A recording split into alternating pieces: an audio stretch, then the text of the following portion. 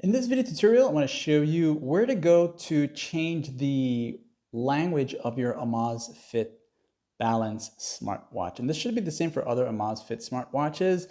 And let's get started.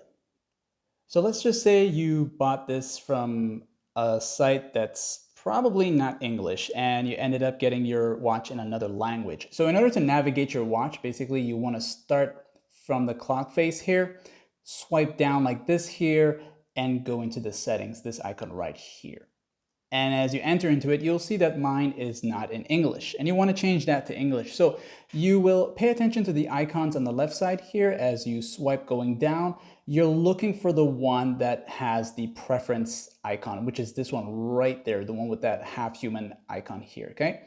As you tap on it, it'll be taken to this part here and you're gonna go to the very bottom, the third one to the bottom, okay? So you'll go down, down, down, down, down, down, down, and it would be the third last one here. So it would be this one right there where my finger is touching. So as you tap on that here, you will now see the different languages that you can choose from. So you'll look for the English one. Yours may be a bit further down, so just scroll down. And once you tap on it, it's going to set it to the new language that you have selected.